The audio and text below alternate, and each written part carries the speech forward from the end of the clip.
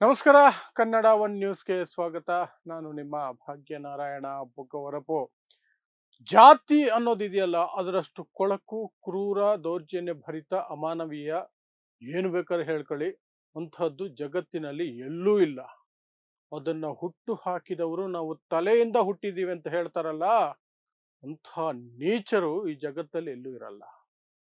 So ಆ ಜಾತಿ ಅನ್ನೋದಕ್ಕೆ ಈ ದೇಶದಲ್ಲಿ ಏನೆಲ್ಲ ಆಗುತ್ತೆ ಆ ಜಾತಿಯ ಕಾರಣಕ್ಕೆ ಅನ್ನೋದು ನಿಮ್ಗೆ ನಾನೇನು ವಿವರಿಸಿ ಹೇಳಬೇಕಾಗಿಲ್ಲ. ಎಂಥದ್ದೆಂಥದ್ದು ನೋಡಿರ್ತೀರ. ಆದರೆ ದೇಶಕ್ಕಾಗಿ 20 ವರ್ಷ ಗಡಿ ಕಾಯ್ದಂತಹ, ದೇಶಕ್ಕಾಗಿ ಯೋಧನಾಗಿ ಕೆಲಸ ಮಾಡಿದಂತಹ ವ್ಯಕ್ತಿ ಸತ್ತು ಹೋದಾಗ, ಮರಣ ಹೊಂದಿದಾಗ, ಆಗ ಆತನ 20 ವರ್ಷದ ದೇಶ ಸೇವೆಯನ್ನು ಪರಿಗಣಿಸದೆ ಆತನ ಕೊನೆಯ ಪ್ರಯಾಣವನ್ನು ಸಹ ಅವಮಾನಕರವಾಗಿ ಮಾಡ್ತಾರಲ್ಲ ಜಾತಿಯ ಕಾರಣಕ್ಕೆ, ಆವಾಗ ಮಾತ್ರ ಇವರನ್ನೆಲ್ಲ ನಡು ಬೀದಿಯಲ್ಲಿ ನಿಲ್ಲಿಸಿ ಚಪ್ಪಲಿ ತಗೊಂಡು ಪಟ ಪಟ ಪಟ ಪಟ ಅಂತ ಹೊಡಿಬೇಕು ಅಂತ ಅನ್ಸುತ್ತೆ. ಪಟ ಪಟ ಪಟ ಅಂತ ಹೊಡಿಬೇಕು ಅಂತ ಅನ್ಸುತ್ತೆ. ಬಾಗಲಕೋಟೆ ಚಿನ್ನಾಪುರ ಅನ್ನುವಂತಹ ಗ್ರಾಮದಿಂದ ಇಂತಹದ್ದೊಂದು ಕ್ರೂರ, ಅಸಹ್ಯಕರವಾದಂತಹದ್ದು ಬರ್ತಾ ಇದೆ. ಯೋಧನಿಗೆ ಅವಮಾನ, ಅದು ಏನು, ಜೀವ ಹೋದ ನಂತರ ಹನುಮಂತಪ್ಪ ಅನ್ನುವಂತಹ ಯೋಧನ ಅಂತ್ಯಕ್ರಿಯೆ ಸಂದರ್ಭದಲ್ಲಿ ನಡೆದಿರುವಂತಹ ಘನಘೋರ ಘಟನೆ. ಸೊ ಏನಿದು? ಸೊ ನಾನು ಆರಂಭದಲ್ಲಿ ಹೇಳ್ದಂಗೆ, ಈ ದೇಶದಲ್ಲಿ ಪ್ರತಿಯೊಂದಕ್ಕೂ ಸಹ ಜಾತಿ ಜಾತಿ. ಮನೆ ಕೇಳ್ಕೊಂಡು ಹೋಗಿ ಜಾತಿ ಯಾವುದು, ಸ್ಮಶಾನ ಕೇಳ್ಕೊಂಡು ಹೋಗಿ ಜಾತಿ ಯಾವುದು, ಮದುವೆ ಮಾಡ್ಕೊಳ್ಳಿ ಜಾತಿ ಯಾವುದು, ಕೆಲ್ಸಕ್ಕೆ ಹೋಗಿ ಜಾತಿ ಯಾವುದು, ಸ್ಕೂಲ್ಗೆ ಹೋಗಿ ಜಾತಿ ಯಾವುದು. ಜಾತಿಯ ಆಧಾರದ ಮೇಲೆ ನಿಮ್ಮ ಮೇಲೆ ದೌರ್ಜನ್ಯ, ಶೋಷಣೆ ಎಲ್ಲ ನಡೀತಾ ಇರುತ್ತೆ. ಯಾವುದು ಸಹ ನಿಂತಿಲ್ಲ. ಆನ್ ಪೇಪರ್ ಅದಕ್ಕೆ ಅಂತ ಕಾನೂನುಗಳಿದಾವೆ, ಅದಕ್ಕಿಂತ ಶಿಕ್ಷೆ ಇದೆ. ಏನೇನಿದ್ರು ಸಹ ಏನು ಭಯ ಇಲ್ಲ ಇವರಿಗೆ. ಅಸಹ್ಯಕರವಾಗಿಯೇ ನಡ್ಕೊಳ್ತಾರೆ. ಸೊ ಚಿನ್ನಾಪುರ ಅನ್ನುವಂತಹ ಒಂದು ಗ್ರಾಮ ಬಾಗಲಕೋಟೆಯಲ್ಲಿ, ಅಲ್ಲಿ ಹನುಮಂತಪ್ಪ ಅನ್ನುವಂತಹ ಯೋಧ, 20 ವರ್ಷ ಸರ್ವಿಸ್ ಮಾಡಿದಂತಹ ಯೋಧ ಅನಾರೋಗ್ಯದ ಕಾರಣಕ್ಕೆ ಊರಲ್ಲೇ ತೀರ್ಕೊಂಡ್ರು.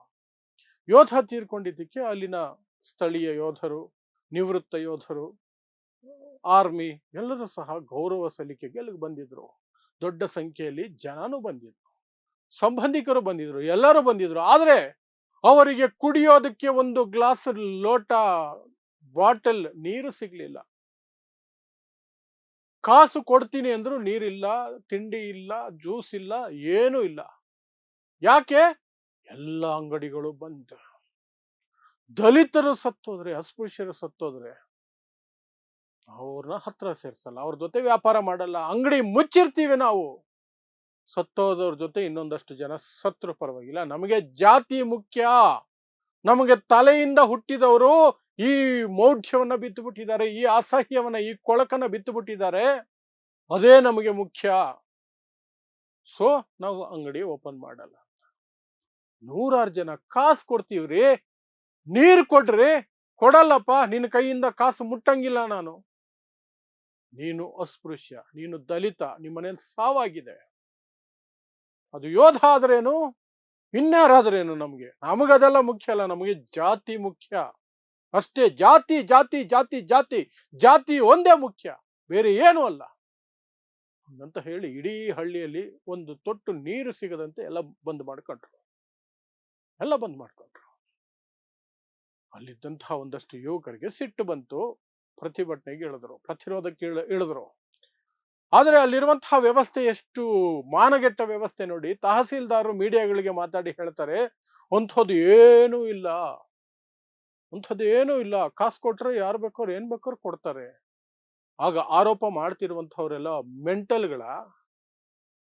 ಯಾರು ಈ ವ್ಯವಸ್ಥೆಯನ್ನ ನಡೆಸ್ತಾ ಇರೋದು, ಆ ನಡೆಸ್ತಾ ಇರೋರ ಮನಸ್ಥಿತಿಗಳೇನು? ಸತ್ಯವನ್ನ, ತಪ್ಪನ್ನ ತಿದ್ದೋದು ಬಿಡಿ, ಸತ್ಯವನ್ನ ಒಪ್ಪಿಕೊಳ್ಬೇಕಲ್ಲ ಮೊದಲು. ಆ ಸತ್ಯವನ್ನ ಒಪ್ಪಿಕೊಳ್ಳೋದಕ್ಕೆ ಜಿಲ್ಲಾಡಳಿತ ರೆಡಿ ಇಲ್ಲ. ಅಲ್ಲಂಥದ್ದು ಇಲ್ಲವೇ ಇಲ್ಲ. ನಾನು 8 ತಿಂಗಳಿಂದ ತಹಸೀಲ್ದಾರ್ ಆಗಿದ್ದೀನಿ, ನಾನು ಆ ತರದ್ದು ಯಾವುದು ನೋಡಿಲ್ಲ. ಇದೇನೋ ಈಗ ಕೇಳಿ ಬಂದಿದೆ, ಅದು ಸತ್ಯನಾ ಇಲ್ವೋ ಗೊತ್ತಿಲ್ಲ. ನಾನು ಅಂಗಡಿಯವ್ರಿಗೆ ಮಾತಾಡದೆ, ಅವ್ರು ಇಲ್ಲ, ನಾವು ಎಲ್ಲದಕ್ಕೂ ರೆಡಿ ಇದ್ದೀವಿ, ಯಾರಿಗೆ ಬೇಕಾದ್ರೂ ದುಡ್ಡು ಕೊಟ್ಟೆ ಕೊಡ್ತೀವಿ ಅಂತ ಹೇಳ್ತಿದ್ದಾರೆ ಅಂತ ತಹಸೀಲ್ದಾರ್ ಸಮಜಾಯಿಷಿ ಕೊಡ್ತಾರೆ ಮತ್ತು ಹೇಳ್ತಾರೆ, ಮಾರ್ಚ್ 2ನೇ ತಾರೀಕು ಶಾಂತಿ ಸಭೆ ಕರೆದಿದ್ದೀವಿ ಅಂತ. ಅಸ್ಪೃಶ್ಯತೆ ಆಚರಣೆ ಮಾಡಿದ್ರೆ ಶಾಂತಿ ಸಭೆ ಎಲ್ಲ ಕರಿಬೇಕಾಗಿರೋದು, ಆಚರಣೆ ಮಾಡಿದಂಥವ್ರನ್ನ ಒದ್ದು ಒಳಗಾಕಬೇಕು. ಅದಕ್ಕೆ ಅಂತ ಅಟ್ರಾಸಿಟಿ ಆಕ್ಟ್ ಇರೋದೇ ಅದಕ್ಕೇನೆ. ಇವ್ರಿಗೆ ಆ ಮೀಟ್ರ್ ಇಲ್ಲ, ಆ ದಮ್ಮಿಲ್ಲ. ಪೊಲೀಸರಿಗೆ ಆ ದಮ್ಮಿಲ್ಲ, ಆಡಳಿತಕ್ಕೆ ಆ ದಮ್ಮಿಲ್ಲ, ರಾಜಕಾರಣಿಗಳಿಗೆ ಆ ದಮ್ಮಿಲ್ಲ. ಯಾಕೆ? ಅವರೆಲ್ಲ ಮೇಲ್ಜಾತಿ. ಅವ್ರನ್ನ ಎದುರಾಕೊಳ್ಳಕ್ಕಾಗಲ್ಲ, ಎದುರಾಕಲ್ಲ. ಬೇರೆ ದಿನ ಅಂಗಡಿಗಳಲ್ಲಿ ವ್ಯಾಪಾರ ಮಾಡ್ತಾರೆ ಅಂದ್ರೆ ಮಾಡ್ತಾರಂತೆ. ಬಟ್ ಹೋಟ್ಲಾದ್ರೆ ದಲಿತರಿಗೆ, ಅಸ್ಪೃಶ್ಯರಿಗೆ ಸಪ್ರೇಟ್ ಲೋಟ, ಪ್ಲೇಟು ಎಲ್ಲ ಪ್ರತ್ಯೇಕ, ಕೂತ್ಕೊಳ್ಳೋ ಜಾಗ ಪ್ರತ್ಯೇಕ. ಅವ್ರನ್ನ ಎಲ್ಲರ ಜೊತೆಲಿ ಕೂರ್ಸಂಗಿಲ್ಲ. ಎಲ್ರು ಬಳಸೋ ತಟ್ಟೆಗಳು, ಲೋಟಗಳು, ಗ್ಲಾಸುಗಳು ಯಾವುದು ಬಳಸಂಗಿಲ್ಲ. ಸೇಮ್ ದುಡ್ಡು ಕೊಡಬೇಕು, ದುಡ್ಡು ಮಾತ್ರ ನೆಕ್ಕಿ ನೆಕ್ಕಿ ತಗೊಳ್ತಾರೆ. ಬಟ್ ನೀವು ನಮಗೆ ಸಮಾನರಲ್ಲ, ನೀವು ಮನುಷ್ಯರೇ ಅಲ್ಲ, ನಾವು ನಿಮ್ಮನ್ನ ಮನುಷ್ಯರ ರೀತಿಯಲ್ಲಿ ನೋಡೋದಿಲ್ಲ. ನೀವು ನಾವು ಒಂದಲ್ಲ, ನೀವೇ ಬೇರೆ ಪ್ರಭೇದ, ನಾವೇ ಬೇರೆ ಪ್ರಭೇದ. ಕಾಸು ಮಾತ್ರ ಬೇಕು. ಬೇಕಾದ್ರೆ ಸಗಣಿಯಲ್ಲಿ ಹಾಕಿ 5 ರೂಪಾಯಿ ಕಾಯಿನು ನಾಲಿಗೆಯಲ್ಲಿ ನೆಕ್ಕಿ ತಗೊಳ್ತೀವಿ. ಬಟ್ ನಿಮ್ಮ ಕೈಯಿಂದ ತಗೊಳ್ಳಲ್ಲ ನಾವು. ನೀವು ಅಸ್ಪೃಶ್ಯರು. ನೀವು ಬಳಸಿದ ಲೋಟ ನಾವು ಬಳಸಲ್ಲ, ನೀವು ಅಸ್ಪೃಶ್ಯರು. ಹೇಗಿದೆ ನೋಡಿ, ಹೇಗಿದೆ ನೋಡಿ.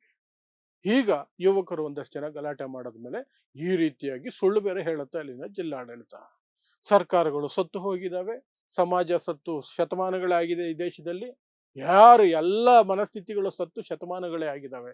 ಎಲ್ಲ ತಲೆಯಿಂದ ಹುಟ್ಟಿದವರು ಹೇಳ್ಕೊಟ್ಟಿರೋದನ್ನ, ಅವರ ನೀಚತನವನ್ನ, ಅವರ ಕೊಳಕುತನವನ್ನ, ಅವರ ಅಯೋಗ್ಯತನವನ್ನೇ ಫಾಲೋ ಮಾಡಿಕೊಂಡು ಸಾಯ್ತಾ ಇರ್ತಾರೆ. ಮನುಷ್ಯತ್ವ ಒಬ್ಬನಿಗೂ ಇಲ್ಲ. ಕಡೆ ಪಕ್ಷ ದೇಶಕ್ಕಾಗಿ ದುಡಿದಂತಹ 20 ವರ್ಷ ಸೇನೆಯಲ್ಲಿ ಸೇವೆ ಸಲ್ಲಿಸಿದ ಯೋಧ ಸತ್ತು ಹೋದರೆ ಈ ಪರಿಸ್ಥಿತಿ. ಮಾನಗೆಟ್ಟ ಸರ್ಕಾರ ಶಾಂತಿ ಸಭೆ ಮಾಡುತ್ತಂತೆ.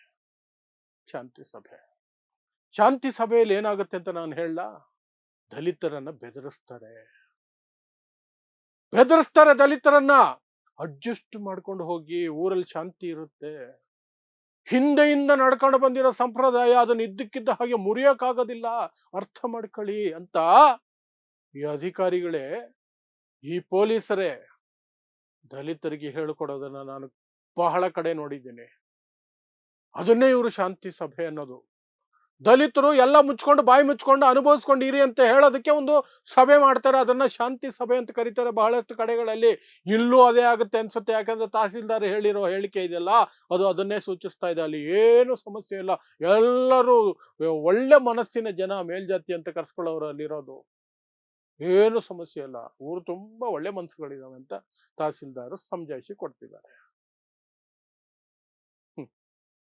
ಇನ್ಯಾವ ಭಾಷೆಯಲ್ಲಿ ಬೈಯೋಣ ನಾವು? ಸಾಮಾಜಿಕ ಜಾಲತಾಣದಲ್ಲಿ ಇದಕ್ಕಿಂತ ಕೆಟ್ಟ ಭಾಷೆಯಲ್ಲಿ ಬೈಯೋಷ್ಟು ನಾನು ಕೆಟ್ಟವನಲ್ಲ. ಸಾಮಾಜಿಕ ಜಾಲತಾಣದಲ್ಲಿ ಬೇರೆ ಕಡೆ ಆಗಿದ್ರೆ ಒಳ್ಳೊಳ್ಳೆ ಪದಗಳೇ ಬಳಸ್ತಿದ್ದೆ, ಒಳ್ಳೊಳ್ಳೆ ಪದಗಳೇ. ಇವ್ರಿಗೆಲ್ಲ ಅಂಥದ್ದೇ ಪದ ಬಳಸ್ಬೇಕು. They are qualified to receive those words. ಅದಕ್ಕಾಗಿ ಅಷ್ಟೆ. ಸೊ ಇದಿಷ್ಟು ಬಾಗಲಕೋಟೆಯಲ್ಲಿ ಯೋಧ ಹನುಮಂತಪ್ಪ 20 ವರ್ಷ ಸರ್ವಿಸ್ ಮಾಡಿ ಸೇನೆಯಲ್ಲಿ ಪ್ರಾಣ ಕಳ್ಕೊಂಡಿದ್ರೆ, ಜಾತಿಯ ಕಾರಣಕ್ಕೆ ಆತನ ಅಂತಿಮ ಯಾತ್ರೆ ಏನಿದೆಯಲ್ಲ, ಅದನ್ನು ಸಹ ಅಸ್ಪೃಶ್ಯತೆ ಹೆಸರಿನಲ್ಲಿ ಕುಲಗೆಡಿಸಿಟ್ಟಿರುವಂಥದ್ದು, ಅವಮಾನಿಸಿರೋದು ಆ ಘಟನೆ ವಿವರ. ಸೊ ನೋಡ್ತಾ ಇರಿ ಸಮಾಜಕ್ಕಾಗಿ ಕನ್ನಡ 1 ನ್ಯೂಸ್. ನಮಸ್ಕಾರ.